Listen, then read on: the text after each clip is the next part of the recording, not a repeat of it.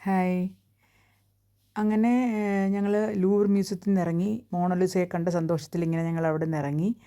എന്നിട്ട് അവിടുന്ന് ഇന്നലെ അങ്ങനെ ഒന്നും കഴിക്കാൻ പറ്റിയില്ല. കാരണം എന്താണെന്ന് വെച്ചാൽ ഞങ്ങൾ 2 മണിക്കായിരുന്നു ഒപ്പേറ ഹൗസിലേക്ക് ടിക്കറ്റ് എടുത്തിരുന്നത്. അപ്പോൾ അവിടുന്ന് ഒരു 20 മിനിറ്റ്സ് വാക്കുണ്ട്. അപ്പോൾ നമ്മളവിടെ പതുക്കെ ഇങ്ങനെ പാരീസ് സിറ്റി കൂടി ഇങ്ങനെ നടന്ന് ഒപ്പേറ ഹൗസിൻ്റെ അവിടെ എത്തി.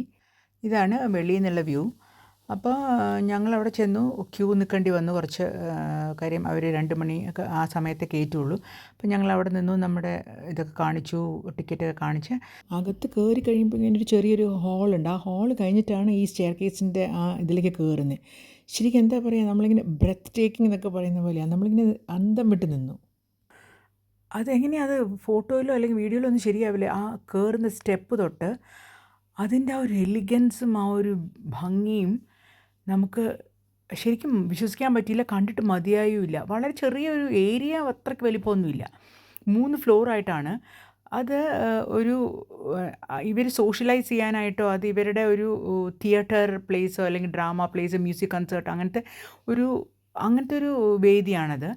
അപ്പം നമുക്ക് ആ ഒരു ടൈറ്റാനിക്കിൽ കാണുന്ന പോലെ ആ സ്റ്റെപ്പും നമ്മളിങ്ങനെ പണ്ടത്തെ ഈ ജോധ അക്ബറിൻ്റെ കാണുന്നില്ലേ ആ രാജകീയമായിട്ടുള്ള ആ പ്രൗഢിയും, എന്താ അത് അതിന് പറയാമെന്ന് അറിയണം. അത്രയ്ക്ക് ഭംഗിയായിട്ടുള്ളൊരു ഇത് തന്നെയാണ്, കാണേണ്ടതാണ്. ആര് വന്നാലും പാരീസിൽ ഇതൊരു മസ്റ്റ് വിസിറ്റാണ്. വളരെ അത്ര വലിയ വലിപ്പം അങ്ങനെയൊന്നുമില്ല. പക്ഷേ ഉള്ള സ്ഥലമുണ്ടല്ലോ, അതിനെ നമുക്ക് എക്സ്പ്ലെയിൻ ചെയ്യാൻ പറ്റാത്ത അത്രയും ഭംഗിയായിട്ടുള്ള സ്ഥലമാണ്. അത് 3-ാമത്തെ നിലയിൽ എന്തോ പണിയായിരുന്നു. ഞങ്ങൾക്ക് അങ്ങനെ മുകളിൽ കയറാൻ പറ്റിയില്ല. പക്ഷെ ഓരോന്ന് മാർബിളിൽ ചെയ്തിരിക്കുന്ന പണികളും ആ ഷാൻഡ്ലിയേഴ്സ്, ഇതൊക്കെ ശരിക്കും ഞങ്ങൾ എന്തോ ഒരു പണ്ടത്തെ ഒരു അന്നത്തെ ആ ഒരു ഇമാജിൻ ചെയ്ത് നോക്കി ഞാൻ.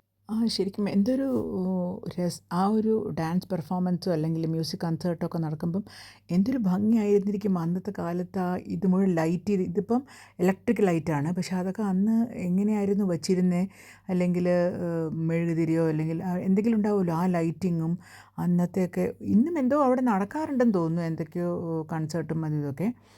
പിന്നെ അപ്പോൾ ഇതിനെ ഇൻസ്പയർ ചെയ്തിട്ട് നോവലൊക്കെ എഴുതിയിട്ടുണ്ട്, ദ ഫാൻറ്റം ഓഫ് ദി ഓപ്പേറ എന്നൊക്കെ പറഞ്ഞിട്ട്. ഇത് പാരീസിലൊരു മസ്റ്റ് ആയിട്ടുള്ളൊരു ഫേമസ് സ്പോട്ട് തന്നെയാണ്. അപ്പം ഇതിനെ പെലായസ് ഗാർണിയർ അങ്ങനെ എന്തോ ആണ് ഇവർ പറയുക.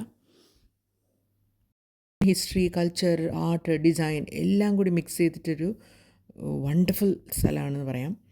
നമുക്ക് ആ സ്റ്റെയർ കേസ് ഒക്കെ കണ്ടാൽ നമ്മൾ ശരിക്കും നമ്മളേതൊരു സ്വപ്ന ലോകത്ത് നിൽക്കുന്ന പോലെ നമുക്ക് ഫീലാവും.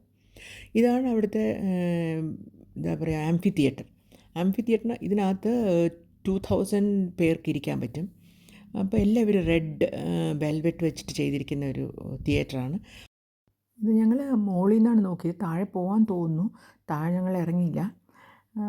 അതും വളരെ ഒരു ഇമ്പ്രസീവായിട്ടുള്ളൊരു സ്പേസാണ്.